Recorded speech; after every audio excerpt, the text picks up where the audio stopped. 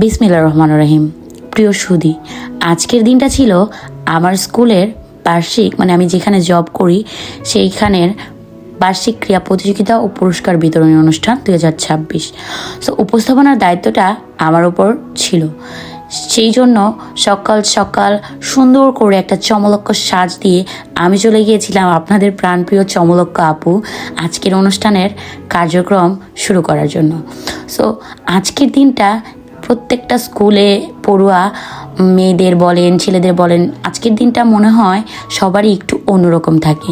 আমরা যখন ছোট ছিলাম তখন আমাদের সাংস্কৃতিক অনুষ্ঠান কবে আসবে সেই জন্য নানান ধরনের প্রিপারেশন করতাম, কি করব কি পরব, বা যারা অনুষ্ঠানে অংশগ্রহণ করতো তারা আসলে কি কি দেবে এই না নিয়ে প্রায় জানুয়ারি ফেব্রুয়ারি পুরো মাসটাই চলে যেত। বাট দিনগুলো কিন্তু অসাধারণ ছিল। আসলে যারা বলেন না যে কলেজ লাইফ সুন্দর, ভার্সিটি লাইফ সুন্দর, আমার কাছে মনে হয় কি জানেন, school life is the best life in our whole life. কারণ আমার কাছে মনে হয় স্কুল লাইফের যেই সোনালি সুন্দর দিনগুলো, এগুলো না কখনোই কলেজ লাইফ বলেন, ইউনিভার্সিটি লাইফ বলেন আর ফিরে পাওয়া যায় না। কলেজ লাইফে একটু ম্যাচুরিটি কাজ করে, ইউনিভার্সিটি লাইফে পুরোপুরি ম্যাচুরিটি কাজ না করলেও আমরা ওয়েটটা বজায় রাখার চেষ্টা করি। বাট স্কুল লাইফে এই বাচ্চামি স্বভাবগুলো, বাচ্চামি দুষ্টমিগুলো, এগুলো কিন্তু প্রত্যেকটা মানুষ মৃত্যুর আগ পর্যন্ত মিস করবে। তো আমার বরাবরই টিচারি প্রফেশনের প্রতি ছোটোবেলা থেকে একটু ঝোঁক ছিল। তো আমি বিগত, আপনারা হয়তো বা জানেন, আমি বিগত প্রায় 10 বছর যাবৎ এই টিচারি প্রফেশনের সাথে অ্যাডজাস্ট আছি। জানি না কতদূর থাকতে পারবো, বাট আমার ইচ্ছা যে আমি মৃত্যুর আগ পর্যন্ত এই প্রফেশনের সাথে নিজেকে সম্পৃক্ত রাখতে পারি। সো আমার জন্য সবাই দোয়া করবেন।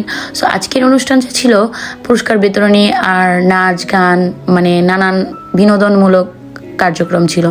তো অনুষ্ঠানের শুরুতেই আমি অসাধারণ একটা সাজ দিয়ে চলে গিয়েছিলাম। তো বলা না, মানুষের জীবনে কখন যে কী হয়ে যায় সেটা কেউ জানে না। প্রথমেই দেখেছেন হয়তো আমি অনেক সুন্দর করে একটা সাজ দিয়ে চলে গিয়েছিলাম আমার অনুষ্ঠানের কার্যক্রম শুরু করার জন্য। তবে মিস্টেকস, লাঞ্চ আওয়ারের পর আমি বাসায় গিয়েছিলাম লাঞ্চ ব্রেকে।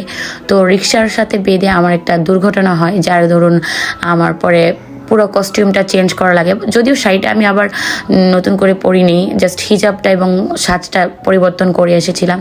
তো আসলেই প্রত্যেকটা মানুষের জীবনে কখন কি হয় সেটা কেউ বলতে পারে না। আমাদের জীবনটা আল্লাহ পাক একটা নির্দিষ্ট সময়সীমা বা নির্দিষ্ট একটা ভাগ্যলেখার নির্ধারণ করে আমাদের এই পৃথিবীতে পাঠিয়েছে। সো আজকের ভিডিওটা এই পর্যন্ত। যদি ভালো লেগে থাকে অবশ্যই কমেন্ট সেকশনে জানিয়ে যাবেন কেমন লেগেছে। Thanks for watching. আল্লাহ হাফেজ।